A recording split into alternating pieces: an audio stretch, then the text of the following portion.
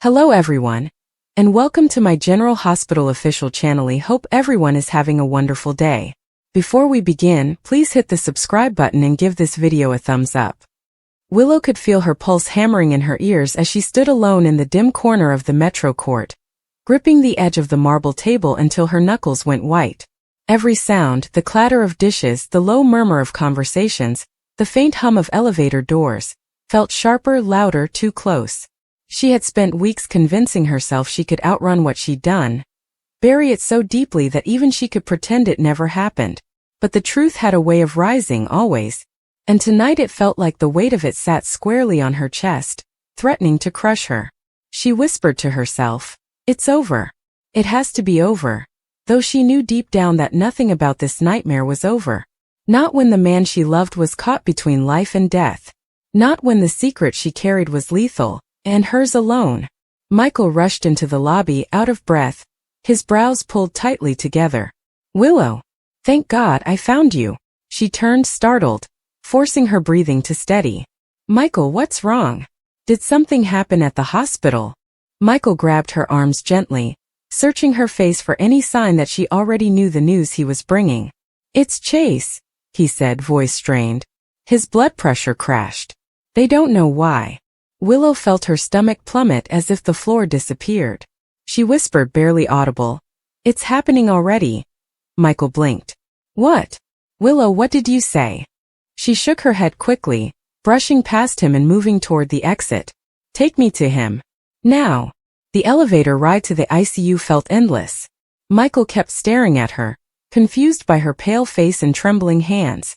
"Willow, if there's something you're not telling me." She cut him off, snapping, "I'm scared, okay? I'm allowed to be scared." Michael softened. "I know you are. I am too." But Willow couldn't meet his eyes. Because fear wasn't the problem. Guilt was. Chase lay motionless in the hospital bed, tubes and monitors surrounding him like a mechanical cocoon. Finn was checking his chart when Willow and Michael rushed in. "Finn, what happened?" Michael asked. Finn shook his head, brows furrowed. "We're running laps now." His vitals dropped suddenly, almost violently, and there's no clear trigger. It could be reaction-related, but, he sighed. "I'm not convinced." Willow stepped closer to the bed, her knees threatening to buckle. Chase's skin looked gray, his lips tinged blue. She reached out, brushing her fingers against his hand, whispering, "Chase, please don't do this." Finn studied her carefully, quietly observing. Something about the way she looked at Chase struck him. "Willow," he said softly, "when did you last see him before this crash?" She froze, her fingers tightening around Chase's. "Earlier. I brought him juice. That's all." Finn tilted his head. "Juice?" Michael glanced between them, confused. "Is that important?" Finn hesitated, then asked the question that made Willow's blood run cold. "Was it from the patient fridge?" Michael frowned. "Finn, why does it matter where the juice came from?" Finn answered without taking his eyes off Willow. "Because the crash looked sudden, chemically induced. I need to know everything Chase consumed in the last hour." Willow whispered, "It was just juice. I wouldn't." But her voice cracked, betraying her. Michael took a step closer. "Willow, why do you look like you're about to faint? What aren't you telling us?" She backed away from Chase's bed, shaking her head. "Stop. Don't look at me like that." Finn held up a hand. "Willow, no one's accusing you. We just need the truth." Her breath came shallow and quick. "I didn't mean I never wanted." The door flew open, interrupting her. Elizabeth stepped in with the new lab results, her face unreadable. "Finn," she said, handing him the tablet. As he scanned it, his eyes widened. "This can't be right." Michael's voice rose. "What? What is it?" Finn looked up slowly, stunned. Chase was poisoned. Willow's knees buckled. Michael caught her before she hit the floor, shouting, "Willow! What is going on?" Willow pushed herself away, backing toward the corner like a trapped animal. I didn't mean to hurt him." Michael stared at her, horrified.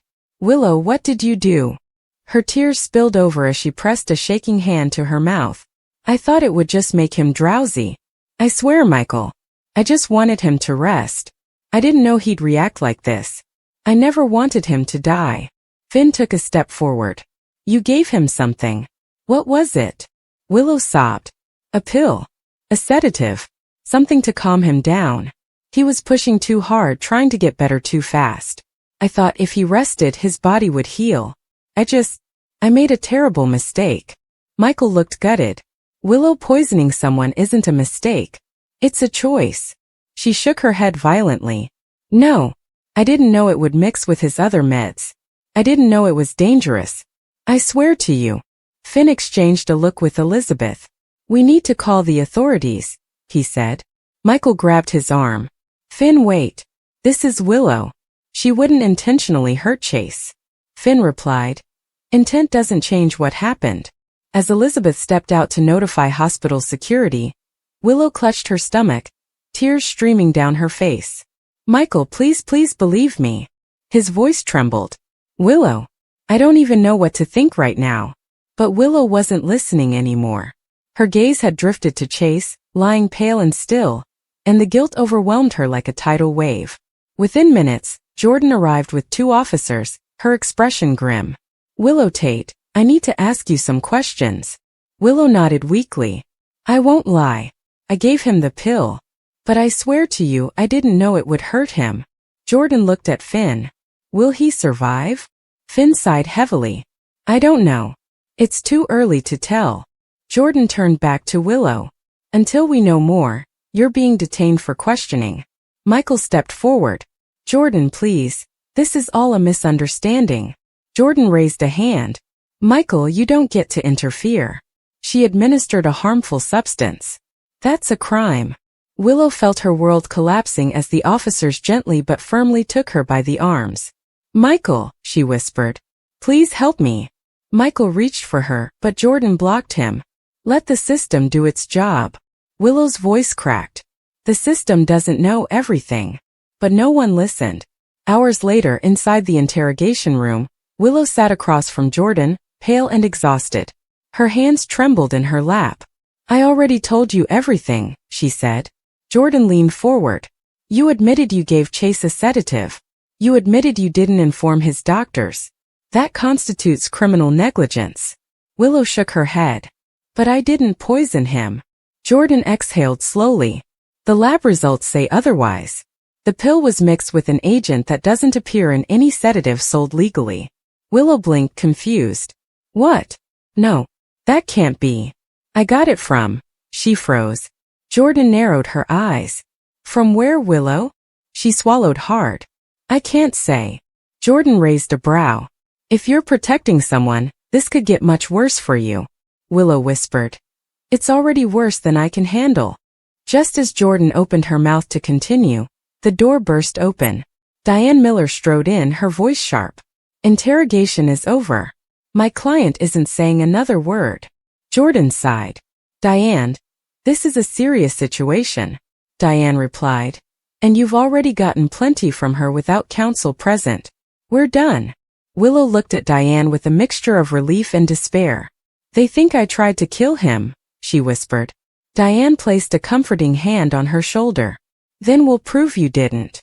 But hours later, after legal procedures, after statements and reports, Willow learned the truth that dropped like a hammer. She couldn't be tried again. The pill incident had already been mistakenly classified, processed, and dismissed by an overwhelmed assistant DA days earlier when Chase first experienced symptoms. The case couldn't be reopened under the same charge. Michael confronted Diane outside the courthouse. How is that possible? Diane replied, double jeopardy. They charged her prematurely, then dropped it, assuming it was a misdiagnosis. The system messed up. And now the charge is locked. They can't retry her for the same alleged poisoning. Michael ran a hand through his hair, frustrated. So she gets away with it? Diane looked him square in the eyes. Legally? Yes. Morally? That's up to her.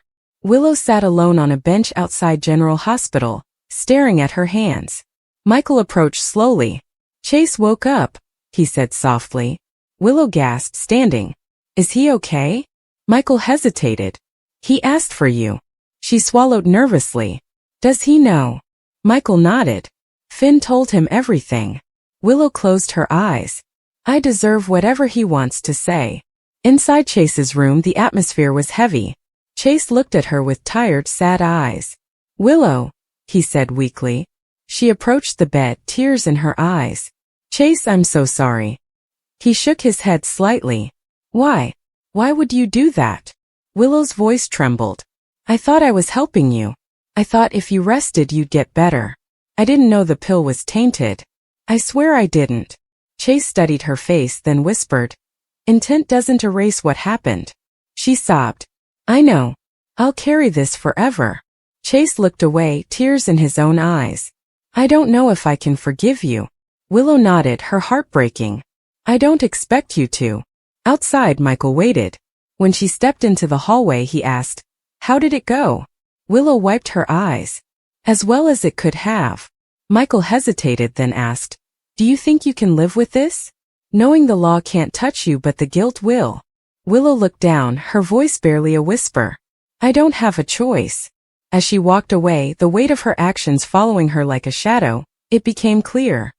Willow Tate would not face trial. She would not go to prison.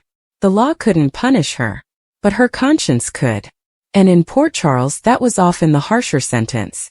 The world of Port Charles operates on a unique temporal plane, where a single day can contain a lifetime's worth of betrayals, revelations, and near-death experiences. It is a place where the legal system is less a bedrock of societal order and more a flexible plot device, a revolving door through which characters exit only to re-enter under new, more dramatic circumstances. In this context, the recent shattering events surrounding Willow Tate and her husband, Michael Corinthos, present not just a sensational storyline but a profound exploration of morality, memory, and the terrifying elasticity of justice. The bombshell revelation that Willow, in a state of medically and emotionally compromised confusion, administered a fatal dose of poison to Michael, believing him to be her tormentor, Harmony, only to have him miraculously revived, has left the canvas in upheaval. Yet the most legally and ethically complex statement has now been issued. Willow cannot be tried again for the same crime. This declaration, seemingly a simple point of law, unravels into 1,000 threads, pulling at the fabric of every relationship, every alliance, and every unspoken truth in Port Charles. To understand the weight of this, one must first descend into the harrowing depths of Willow's recent history. Her journey has been a relentless assault on her psyche and body. The discovery of her biological mother, the fanatical and dangerous Harmony Miller, set off a chain of events designed to break her. Harmony's manipulation was a slow-acting poison in itself, warping Willow's sense of reality and self. This psychological warfare reached its zenith with Willow's leukemia diagnosis, a physical battle that mirrored the internal one. The search for a bone marrow donor became a public and private agony, exposing fissures in her family and drawing in unlikely allies and enemies. Through it all, Michael Corinthos stood as her fortress. Their love story, forged in co-parenting and tested by familial feud and illness, was portrayed as one of the show's core, stabilizing romances. He was her rock, her advocate, the father of her children and her husband. The cruelty of the poisoning plot lay in its inversion of this sacred bond. Willow, in a post-operative haze following a critical medical procedure, her mind scavenged by pain, potent medication, and the lingering psychic scars of Harmony's abuse, experienced a catastrophic break from reality. The face of her devoted husband blurred and mutated into the visage of her monstrous mother. In that fugue state, a primal survivalist terror took hold. The man leaning over her, meant to signify care and love, was perceived as the embodiment of mortal threat. The method, poison, was insidiously quiet, a stark contrast to the violent outbursts Port Charles often witnesses. It was not a crime of passion in the heat of an argument, but a calculated, if delusional, act of perceived self-annihilation. She did not attempt to strike him. She sought to erase him, believing she was erasing her own tormentor. When Michael collapsed, the horror was absolute. The audience, along with Willow, was led to believe she was a widow, a murderer, living with a guilt so profound it threatened to dissolve her entirely. The truth's emergence was itself a masterpiece of soap opera revelation. It likely involved a slip of the tongue in a moment of stress, a fragment of memory piercing through Willow's medication-induced amnesia, or perhaps the astute observation of a character like Alexis Davis or Diane Miller, trained to see the cracks in a story. The moment Willow recalled the act, the feeling of the vial, the intention behind pouring the liquid, the distorted face of Michael merging with Harmony's, was a moment of pure psychological devastation. To realize you have taken the life of the person you love most, while simultaneously being a victim of your own broken mind, is a tragedy of Shakespearean proportions. Her confession to the authorities, likely fraught with sobs and a desperate need for punishment, would have been a scene of unparalleled anguish. She was ready to be led away, to spend a lifetime in prison, believing it a just penance for an unforgivable act. But this is General Hospital, where death is rarely permanent and legal outcomes are dictated by narrative necessity as much as statute. Michael's survival, thanks to the swift actions of doctors at General Hospital, perhaps a race against time scene involving Hamilton Finn and Terry Randolph, changed everything. The charge would have been attempted murder, a severe felony carrying a lengthy prison sentence. The case seemed straightforward. Actus reus, the act of poisoning; mens rea, the intent to kill, even if directed at a mistaken identity. Willow's state of mind would be a central issue for her defense, but a conviction was a distinct, terrifying possibility. This is where the families of Port Charles swung into action. The Corinthos clan, led by the formidable Sonny, would be torn. On one hand, Michael is his son, his flesh and blood, harmed in an unconscionable way. On the other, Willow is the mother of his grandchildren, a woman he has come to respect, and a victim herself of horrific circumstances. Carly, ever the mama bear, would initially demand vengeance, but her own complex history with mental breaks and moral compromises might eventually lead her to a place of fraught understanding. The Quartermaines, with their vast resources and legal connections, would mobilize differently. Tracy Quartermaine, though often acerbic, understands family legacy and protection. She would be quietly orchestrating behind the scenes. Drew Kane, with his history of brainwashing and altered states, would be a powerful advocate, arguing that Willow was no more in control of her actions than he was during his Jason Morgan persona. But the true legal heavyweights would be Alexis Davis and Diane Miller. Diane, as the Corinthos family attorney, would be in a delicate position, but her brilliance and loyalty might extend to protecting Willow as part of Michael's family unit. Alexis, however, would be Willow's fiercest defender. Having walked a path from wealthy socialite to disbarred attorney to redemption, and having her own history with psychological trauma and prison, she would argue Willow's case with a unique passion and insight. She would be preparing an insanity defense, gathering expert testimony from Dr. Kevin Collins to explain the perfect storm of post-surgical delirium, PTSD from Harmony's abuse, and the influence of powerful medication that created a temporary but complete break from reality. The trial would have been a ratings bonanza, a courtroom drama where the defendant is both perpetrator and victim, where the victim is alive and potentially pleading for mercy for his wife. Flashbacks would show Willow's suffering, Harmony's manipulations, and the tender moments between Michael and Willow. Emotional testimony would come from all sides. Jocelyn Jacks torn between loyalty to her brother and her friend, Willow's adopted mother, the gentle Liesl Albrecht, expressing her devastation, and perhaps even a recovered Michael, weak but insistent, taking the stand to declare his love for Willow and his belief that she would never harm him in her right mind. The jury would be depicted as deeply moved, conflicted between the letter of the law and the overwhelming humanity of the tragedy. Then the twist. A mistrial? A stunning not guilty verdict by reason of insanity? Perhaps. But the spoiler presents a more absolute, and in some ways more troubling outcome. Willow cannot be tried again for the same crime. This legally points to the principle of double jeopardy, a cornerstone of the American legal system found in the Fifth Amendment, which prohibits anyone from being prosecuted twice for substantially the same crime after an acquittal or conviction. For this to be invoked, the first legal proceeding must have reached a final resolution. This suggests that the initial trial for the attempted murder of Michael Corinthos concluded. But how? Several scenarios are plausible. The first is an acquittal. If the jury, swayed by Alexis's powerful defense and Kevin Collins's expert testimony, found Willow not guilty by reason of insanity, double jeopardy attaches immediately. The state cannot retry her, even if new evidence emerges or public opinion turns. She would be remanded to a psychiatric facility for evaluation and treatment, not a prison, a crucial distinction. The second possibility is a dismissal with prejudice. Perhaps before the case even went to the jury, judge, likely a recurring character like Judge Baldwin or a new no-nonsense presence, granted a defense motion to dismiss the charges based on a fundamental legal flaw in the prosecution's case, or more dramatically, based on the argument that prosecuting Willow under these circumstances constituted cruel and unusual punishment, given her status as a victim of severe medical and psychological trauma. A dismissal with prejudice means the case cannot be refiled. The third, more chaotic option is a hung jury followed by a prosecutorial decision not to retry. While double jeopardy doesn't automatically attach after a hung jury, the state can usually retry.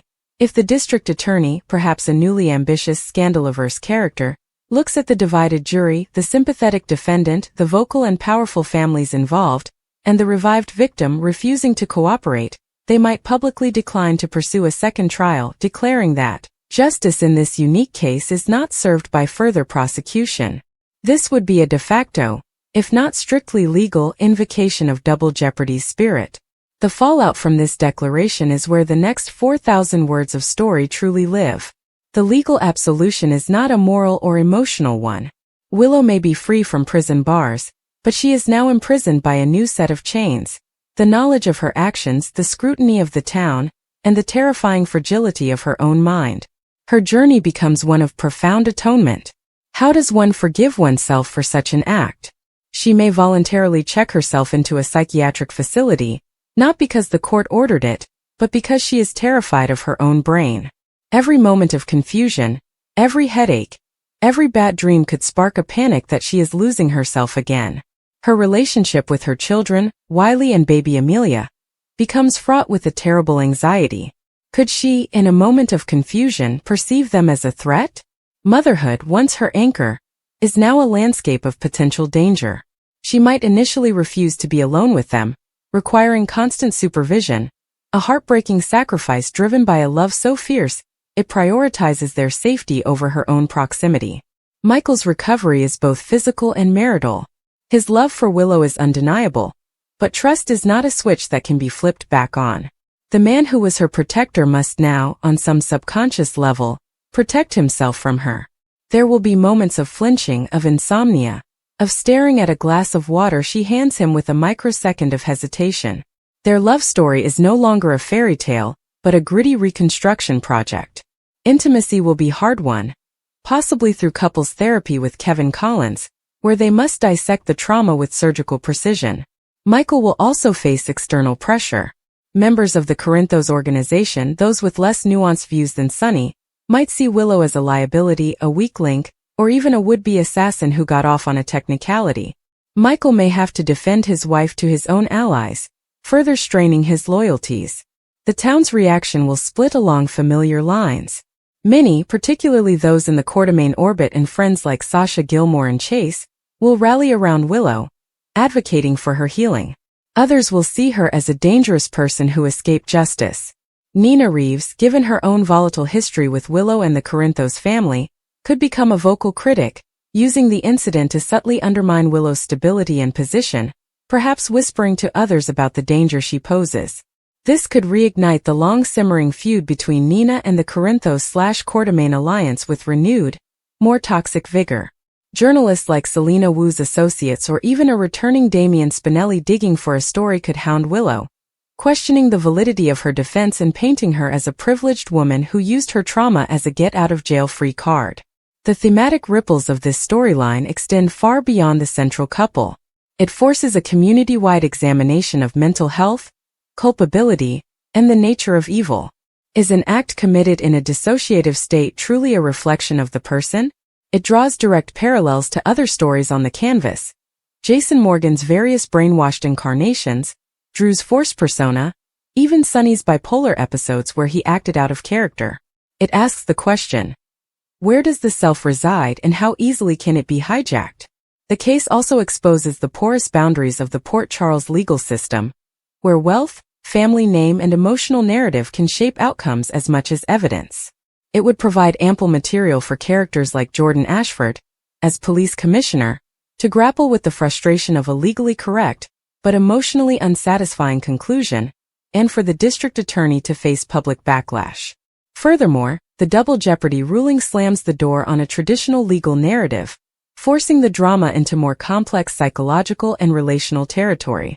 It eliminates the easy catharsis of a trial verdict and replaces it with the messy, ongoing work of healing. It also creates a fascinating narrative shield for Willow. Future enemies cannot use the poisoning incident as a legal weapon against her. That chapter is irrevocably closed. Any attempts to weaponize it would have to be social or psychological, which are often more dramatically rich. In the long term, this event will become a defining crucible for Willow and Michael, much like the loss of Jake defined Elizabeth and Lucky, or the numerous betrayals defined Sunny and Carly. It will be a shadow that occasionally lengthens, a reference point in future conflicts. It could also lead to a powerful advocacy storyline for Willow. Having stared into the abyss of her own mind and survived a legal nightmare, she may become a fierce advocate for mental health reform, perhaps working with existing organizations like the one named after Stonecates, or starting her own initiative to support victims of psychological trauma and their families. Willow poisoned her husband and cannot be tried again for the same crime, is therefore not an ending, but a brutal and brilliant new beginning. It is a premise that dismantles a seemingly stable marriage and a woman's sense of self, using the cold, final language of the law as the chisel. The drama that follows is not about whether she will go to prison, but about whether she can ever truly come home, to her family, to her husband, and most hauntingly, to her own mind. In the endless twisting saga of Port Charles, it is a reminder that the most formidable prisons are not made of stone and steel, but of memory, guilt, and the terrifying fragile architecture of the human psyche. The path to freedom from those confines is a story with no easy verdict, and one that will undoubtedly captivate for years to come.